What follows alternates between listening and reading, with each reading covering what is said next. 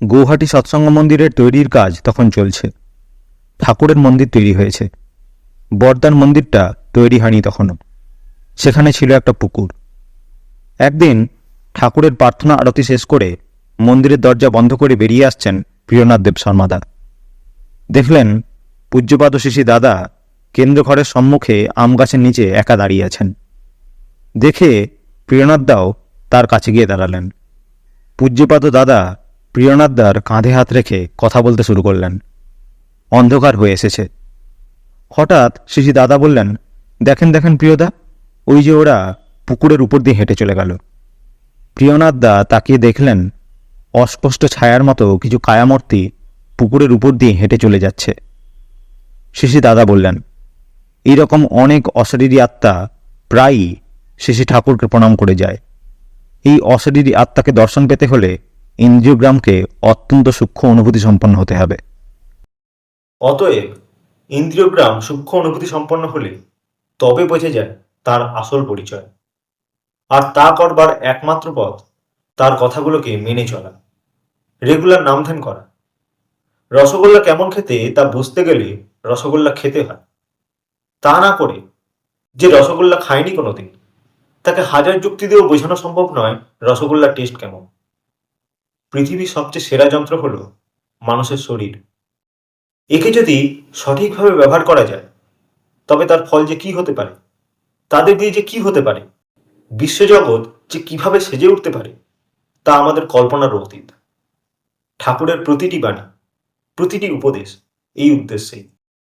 নাম ধ্যান, ইষ্টভৃতি, যাজন বিশ্বজগতের অপার রহস্যকে উপলব্ধি করার চাবিকাঠি। আমাদের স্থূলদৃষ্টির বাইরেও বহু জগৎ রয়েছে, তার দরজা খুলে যেতে পারে। যা আজ মানুষ অতীন্দ্রিয় বলে মনে করছে তা হয়তো স্বাভাবিক হয়ে উঠতে পারে। অথচ সাধের এই মানব জীবনকে আমরা নষ্ট করি অবহেলায়। শুধু আহার, নিদ্রা আর মৈথুন এই নিয়েই পশুদের মতো জীবনযাপন করি আমরা। রামপ্রসাদের একটা গান আছে না, এমন মানব জমিন রইল পতিত, আবাদ করলে ফলতো সোনা। কথা প্রসঙ্গে শিশি ঠাকুর বললেন একদিন, পৃথিবীতে যত রকমের যন্ত্র আছে তার মধ্যে সবচাইতে সেরা যন্ত্র হচ্ছে মানুষের শরীর। এই যন্ত্রকে ঘষে মেজে তেল দিয়ে যত তীক্ষ্ণ, তরতরে ও উপযুক্ত রাখা যায় ততই সূক্ষ্মতর জিনিস ধরা পড়ে তাতে। আবার ওই সূক্ষ্ম বোধ ও অনুভূতি অনুযায়ী ক্ষিপ্রভাবে ক্রিয়া করা শক্তিও বজায় তাতে। যজন, যাজন, ইষ্টভীতি ও ইষ্টানুক প্রীতিচলনে ওই জিনিসটি হয়। মানুষ যত প্রবৃত্তিমুখী হয় সে তত ব্লান্ট ও ক্যালাস হয়। কোথায় কি করতে হবে তা ঠাহর পায় না। আর ঠাহর পেলেও মোটর সেন্সরি কোঅর্ডিনেশন না থাকার দরুন যেখানে যা করণীয় বলে বোঝে তড়িৎ গতিতে তা করতে পারে না। এইভাবে বিপদের মাঝখানে গিয়ে পড়ে। কিন্তু অনেক সময় তা হতে মুক্ত হবার পথ আর খুঁজে পায় না। মানুষ লাখ ধান্দায় ঘোরে, কিন্তু ইষ্টধান্দার ধার ধারে না। ওতে কিন্তু তার ব্যক্তিত্ব বিচ্ছিন্ন হয়ে পড়ে। আর বিচ্ছিন্ন ব্যক্তিত্ব বিপর্যয়ের সম্মুখীন হয়ে আরও বিপর্যস্ত হয়ে পড়ে। বিপর্যয়ের মধ্যেও ত্রাণসূত্র লুকিয়ে আছে কোথায় সেটা আবিষ্কার করেও একাগ্রভাবে নিজেকে পরিচালিত করতে পারে না সেই পথে। তখনও প্রবৃত্তির বিক্ষেপ বিভ্রান্ত করে তুলে থাকে। ধরো একজন মানুষ আত্মরক্ষার জন্য এক জায়গা থেকে আরেকটা জায়গায় পালাচ্ছে। লোকটা যদি মাতাল হয় আর মাঝখানে যদি একটা মদের দোকান পায়, হয়তো ঢুকে যাবে সেখানে। ভাববে একটু মদ খেয়ে নিলে শরীরটা চাঙ্গা হবে, তাতে তাড়াতাড়ি হাঁটতে পারবে। এই ভেবে সে মদের দোকানে ঢুকে মদ খেতে বসলো। মদ খেতে বসে আর মাত্রা ঠিক রাখতে পারল না, নেশার ঘোরে সেখানেই পড়ে রইল আর ধরা পড়ল সেখানে। এইরকম যে কত হয় তার কি কোনো ঠিক আছে? তাই যজন, যাজন, ইষ্টভীতিতে অভ্যস্ত হওয়া লাগে সকলেরই। ওই নিত্য অভ্যাসে সত্তার পালন, পোষণ ও রক্ষণী রসদ মজুদ হয় চরিত্রে। ওই মজুদ রসদই তাকে টিকিয়ে রাখে অসময়। যজন, যাজন, ইষ্টভীতি যে করে না, ইষ্টধান্দায় যে সক্রিয়ভাবে ব্যাপৃত থাকে না, বুঝতে হবে অনিষ্ট অর্থাৎ প্রবৃত্তি তার পিছু নিয়েছে, আর উপযুক্ত সময়ে তার কাজ সে করবেই। তাই সংকটকাল ছাড়া অনেক সময় বোঝা যায় না কার বাস্তব সম্বল কতখানি। প্যারিদা তখন জিজ্ঞাসা করলেন, যারা এখানে নাম নেয়নি তারা তো ইষ্টভীতি করে না, আবার বহু লোক তো আছে কোথাও দীক্ষা নেয়নি, তারাও তো বিপদ রক্ষা পায়। শেষে ঠাকুর বললেন, রক্ষার বিধিকে যে যতখানি পালন করে সে ততখানি রক্ষা পায়, তা সে নাম নিক আর না নিক। একটা মানুষ যদি পিতৃভক্ত বা মাতৃভক্ত হয়, তারও অনেকখানি সম্পদ থাকে।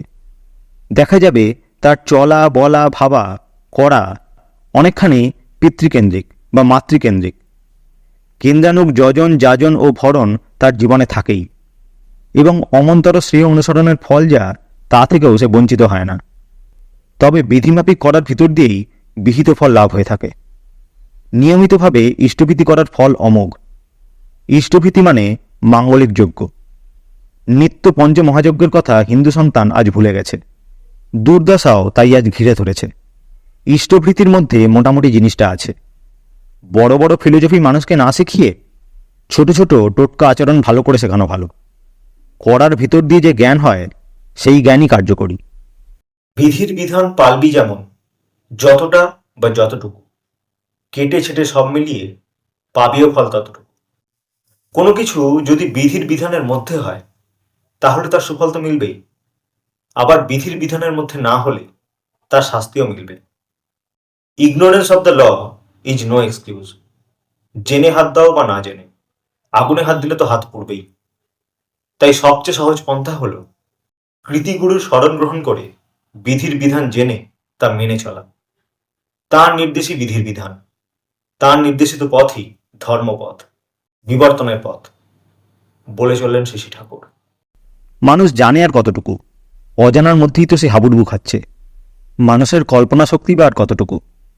আমার মনে হয় মানুষের যা কিছু সার্থক, সুসংগত ও যুক্তিযুক্ত কল্পনা, তাকেই বাস্তবায়িত করে তোলা যায় যদি তার পিছনে লেগে পড়ে থাকা যায়। সবটা যে একদিনে হবে তা নয়, ধারাবাহিক চেষ্টায় একদিন না একদিন তা সফল হয়ই। কোনোটা সফল করতে লক্ষ লক্ষ বছরের তপস্যা লাগে। বিবর্তনের বর্তমান স্তরে আজ যা নিতান্ত সহজ ও স্বাভাবিক হয়ে আছে আমাদের কাছে, যা আমাদের কোনো প্রশ্ন বা বিস্ময় জাগায় না, একদিন হয়তো তা মানুষের স্বপ্ন ও কল্পনারও অগোচর ছিল। তেমনি লক্ষ বছর পরে যা স্বাভাবিক হয়ে উঠবে, আজ হয়তো তা আমাদের স্বপ্ন ও কল্পনারও অগোচর। কিন্তু এই অসম্ভবটা সম্ভব হবে মানুষের সুসংগত কল্পনা ও তা বাস্তবীকরণের বিহিত প্রচেষ্টার ভিতর দিয়েই।